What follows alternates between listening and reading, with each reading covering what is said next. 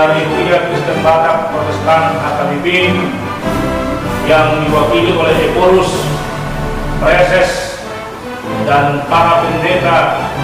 distrik 17 Indonesia bagian timur mengucapkan Dirgahayu Republik Indonesia ke-74, dan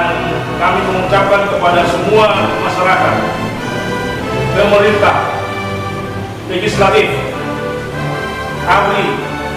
polisi, dan instansi semua pemerintah, kiranya kita semua memperoleh hikmat kebijaksanaan dari Tuhan sambil menghayati dan memperlakukan Undang-Undang Dasar 45, Pancasila, Bhinneka Tunggal Ika,